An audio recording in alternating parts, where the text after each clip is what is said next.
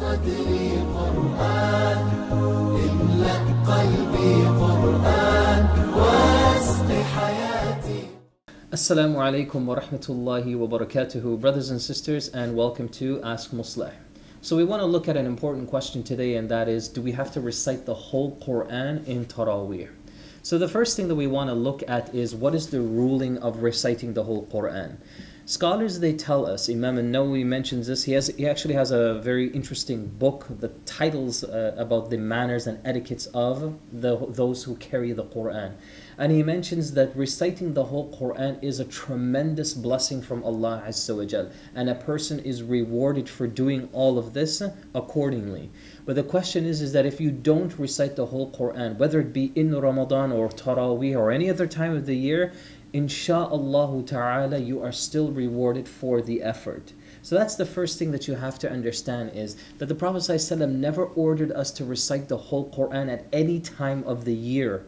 But when it comes to the month of Ramadan, one of the reasons why people are so passionate about doing this is, of course, because of the blessings in the month of Ramadan. As the Prophet ﷺ told us that the blessings are 10 times more, in another narration even 70 times more. So blessings are multiplied. So that's the first point. The second point here when it comes to reciting the whole Qur'an is certain etiquettes that some of the Masajid have when they do this. You'll find that some Masajid, just to reach the deadline of finishing the whole Qur'an, so some Masajid will set the deadline that I have to finish the Qur'an on the 27th night of Ramadan. Why? Because that is the strongest candidate of Laylatul Qadr of the last 10 nights of Ramadan. That is okay, but it's a problem. It's a problem at the same time when you stipulate that in the month of Ramadan. In other words, imagine if you finish the Qur'an before the 27th or after the 27th.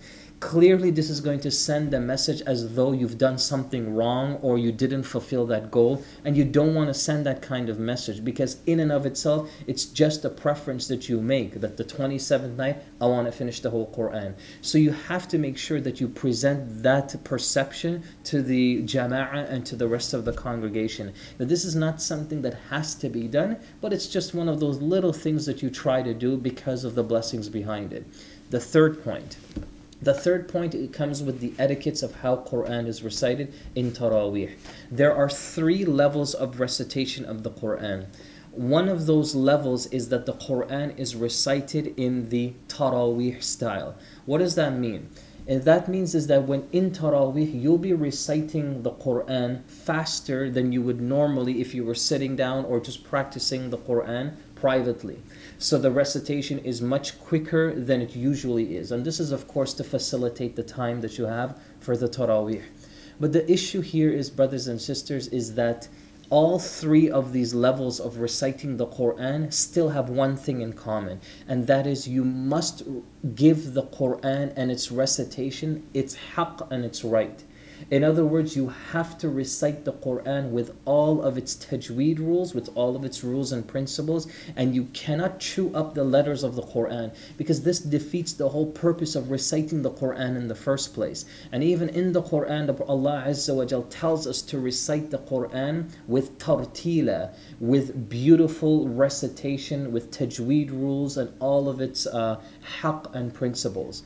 So a person cannot take those things away, because this is the right of the Qur'an and what it has upon us. Even some scholars went as far as saying that if a person recites the Qur'an quickly and hasten through the recitation, then the salah itself doesn't count. Can you imagine that? The salah itself doesn't count, simply because they're just parroting the words of Allah Azza wa Jal and the Qur'an. And you don't want to do that. It's very disrespectful to Allah's words. It's very disrespectful to the prayer. And then it puts the validity of the prayer in jeopardy. So many different problems come out of this when the Qur'an is recited in that manner. So having said that, brothers and sisters, reciting the whole Qur'an in the month of Ramadan is a blessing. You should try to do it, but if you can, you are rewarded for your effort, insha'Allah, so nothing goes to waste.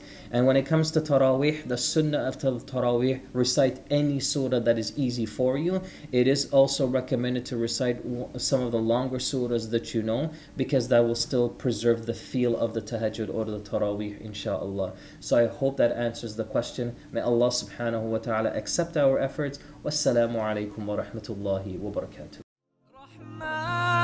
رحمن ساعدني يا رحمن اشرح صدري.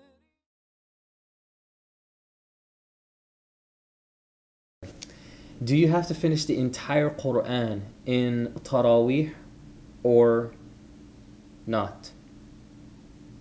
Slow motion. And welcome back to Ask Musleh. I don't like using welcome back.